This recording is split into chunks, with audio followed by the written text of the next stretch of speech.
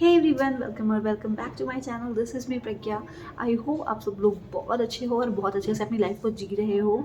आज की इस वीडियो में हम बात करने वाले हैं कुछ ऐसे स्किल के बारे में जिनको सीखने के बाद आपकी लाइफ पूरी तरीके से चेंज हो सकती है एंड इन स्किल्स को आपसे कोई भी छीन नहीं सकता। तो चलिए देख लेते हैं कि कौन सी है वो स्किल्स। तो चलो स्टार्ट करते हैं। आज हम जिन स्किल्स के बारे में बात करने वाले हैं वो स्किल अगर आपने सीख ली, अगर वो स्किल आपने अपनी लाइफ में ऐड कर ली, पहली बात तो वो स्किल आपसे कोई छीन नहीं पाएगा और दूसरी चीज़ कि उससे आपकी लाइफ पूरी तरीके से चेंज हो जाए। स्किल्स कौन सी है? सबसे पहली जो स्किल है वो है हमारी बॉडी। हम हर चीज़ पे ध्यान रखते हैं कि हमारा बिहेवियर कैसा हो, लोग हमसे कैसे इंप्रेस हो जाए, लेकिन एक चीज़ को जिसको हम बिल्कुल ही इग्नोर कर देते हैं वो है हमारी बॉडी। एक रिसर्च में बताया गया है कि अगर आप अपनी बॉडी पे ज़्यादा ध्यान रखते हो, अच्छी एक्सरसाइज करते हो, अच्छी डाइट लेते हो, अच्छी नींद लेते हो, योगा करते हो, तो आप 7 साल ज़्यादा जीते हो। बोल देना कि हेल्दी बॉडी होनी चाहिए, डाइट अच्छी लेनी चाहिए, बहुत ईजी होता है। इवन हर कोई ही बोलता है। यही चीज़ बहुत अच्छे से समझ में आई है कि अगर आप कितना भी पैसा कमा लो, पैसा जा सकता है। आप रिश्ते कमा लो, रिश्ते जा सकते हैं, बट अगर आपने अपनी बॉडी को गंवा दिया ना एक बार, तो वो कभी नहीं आएगी। जब से मुझे ये चीज़ का रियलाइजेशन हुआ है तो मैं सोच रही हूँ कि मैं अपने आप में अपनी बॉडी को और इन्हेंस करने में इन्वेस्ट करूँ। सेम चीज़ मैं आपको भी सजेस्ट करूँगी कि आप अगर कोई भी स्किल नहीं सीख रहे हो, आप कुछ भी नया नहीं कर रहे हो, या आपने कोई भी कम्युनिकेशन स्किल नहीं सीखी, करियर में कुछ नहीं कर रहे हो, कुछ भी नहीं कर रहे हो, स्टार्ट करो अपनी बॉडी से। जब आप एक अच्छी बॉडी बना लोगे, जब आप एक हेल्दी बॉडी बना लोगे, इवेंचुअली आप हर चीज़ में ग्लो एंड ग्रो करना स्टार्ट कर दो। बहुत सारे लोगों को मैंने देखा है कि उनके पास कोई स्किल नहीं थी और उन्होंने सिर्फ अपने बॉडी पे काम करा, सिर्फ अपने बॉडी को फिट किया, और एक बार उनकी बॉडी फिट हो गई, देन वो अपने आप ही इतना ज़्यादा ग्लो करने लगे, इतना ज़्यादा ग्रो करने लगे कि हम सब भी उनको देख के ऐसे बहुत हक्के रह गए कि वाओ, उन्होंने कितना कमाल कर दिया। तो ये एक ऐसी स्किल है जिसको आपसे कोई छीन ही नहीं सकता। आपकी बॉडी अगर हेल्दी है, अगर आपकी बॉडी अच्छी है, तो आपसे वो चीज़ कोई छीन नहीं सकता। आपके पास कितनी सारी अपॉर्चुनिटीज़ आ सकती हैं, सीख के दूसरे को भी सिखा सकते हो कि कैसे हेल्दी रहना है, कैसे अपने आप को हेल्थ कॉन्शियस बना के आपने क्या क्या अचीव कर लिया, क्या क्या लाइफ में पा लिया, वो चीज़ आप दूसरे को बता के काफ़ी ज़्यादा नॉलेज दे सकते हो। अब बात करें सेकेंड इन्वेस्टमेंट की, तो बॉडी तो अच्छी बना ली, बट एक बॉडी आपकी यहाँ पे भी होती है। सो आपको अच्छी अच्छी चीज़ें, positive affirmation, positive mindset, positive life के lessons, positive etiquettes, positive behaviour skills, hacks, ये सारी चीज़ें सीखनी है, जिससे कि आप अपनी इस वाली बॉडी के साथ साथ इस वाली बॉडी यानी कि अपने माइंडसेट को भी अच्छा बना सको। हमारे अंदर इतने नेगेटिव थॉट्स होते हैं कि हमारी बॉडी पूरी तरीके से परफेक्ट होते हुए भी हम कुछ भी अच्छा काम नहीं कर पाते। पादुकोण, फेमस एक्ट्रेस, उन्होंने भी बात की है कि वो डिप्रेशन में थी, जबकि उनके पास इतनी अच्छी बॉडी थी।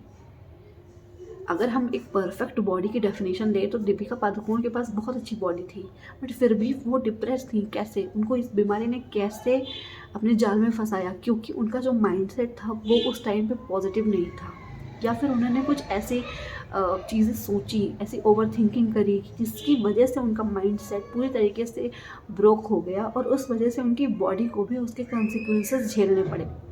तो सिर्फ ये वाली बॉडी सही कर लेने से ही सारी चीज़ें हैंडल नहीं होंगी। आपको अपना माइंडसेट भी चेंज करना होगा। माइंडसेट में आपको पॉजिटिविटी के साथ साथ कई सारी ऐसी चीज़ें करनी होंगी जिसके थ्रू आप नेगेटिव थिंकिंग की तरफ ना बढ़ें। जब भी पॉजिटिव माइंडसेट की बात आती है तो मैं सजेस्ट करूँगी कि आप सेल्फ हेल्प बुक पढ़ सकते हो, अच्छे अच्छे लोगों के पॉडकास्ट सुन सकते हो, अपने किसी फैमिली मेम्बर से अपने दिल की पूरी बात खोल के उससे अच्छे से कम्युनिकेट कर सकते हो, एंड सबसे इम्पॉर्टेंट चीज़ मेडिटेशन कर सकते हो, एंड भगवान का नाम ले सकते हो। देखो, मैं यार भगवान पे बहुत बिलीव करती हूँ, तो मैं आपको सजेस्ट करूँगी कि भगवान का जो नाम है वो लेने से आपके प्रॉब्लम्स हल्की हो जाती हैं। प्लस आपको पॉजिटिव अप्रोच रखना है लाइफ की तरफ, बहुत ज़्यादा निगेटिव नहीं सोचना है। इन सारी चीज़ों से आप अपने माइंडसेट को चेंज कर सकते हो। चीज़ जो आपको इन्वेस्टमेंट करनी है स्किल सीखने में, अपने नॉलेज को बढ़ाने में। अब वो चाहे आप किसी बुक को पढ़ के अपने नॉलेज को बढ़ा रहे हो, या फिर आपने कोई कोर्स ज्वाइन कर लिया है, या फिर आप अपने आसपास के लोगों के बिहेवियर से कुछ सीख रहे हो, मतलब, या फिर आपने वीडियोस देखे हैं। जैसे मैंने भी कई सारे वीडियोस देखे हैं, मैंने बुक्स भी पढ़ी।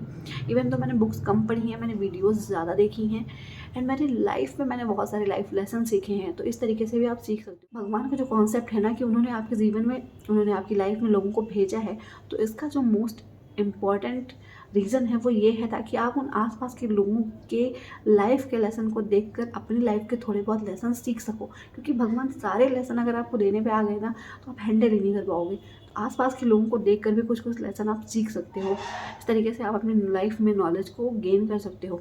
अब यहाँ पे आप चाहे अपनी फाइनेंशियल नॉलेज को बढ़ाओ, अपनी स्पिरिचुअल नॉलेज को बढ़ाओ, किसी भी तरीके की नॉलेज को बढ़ाओ, लेकिन नॉलेज गेन करो। Number 4 is discipline. अपनी लाइफ में डिसिप्लिन लेकर आना है, डिसिप्लिन में आपको इन्वेस्ट करना है। अब डिसिप्लिन, अगर आपने एक दिन कोई काम किया है, आपने अगर एक दिन एक बुक स्टार्ट करी है पढ़ना, उसको पूरी कंप्लीट करो। अगर आपने एक दिन जिम ज्वाइन करा है, आप जा रहे हो एक्सरसाइज करने के लिए, उसको कंटिन्यू करो। जितने दिन का मेंबरशिप लिया है उसको पूरा करो। यानी कोई काम स्टार्ट करा है उसको ख़त्म करो। ज़रूरी नहीं है कि अगर आप 5 बजे का अलार्म लगा के 5 बजे नहीं उठ पा रहे हो तो ये आपकी हार नहीं। अगर आप 5 बजे का अलार्म लगा रहे हो और आप अगर 6 बजे भी उठ रहे हो, अगर आपका टाइम 9 बजे उठने का था और आपने अलार्म लगाया 5 बजे का और आप उठे हो 6 बजे, तो कोशिश करो कि 6 बजे उठ के अपने सारे काम करो। ऐसा नहीं है कि अगर आपने 5 बजे का अलार्म लगाया और 6 बजे उठे हो तो ये आपने बहुत गलती कर दी, ऐसा नहीं है।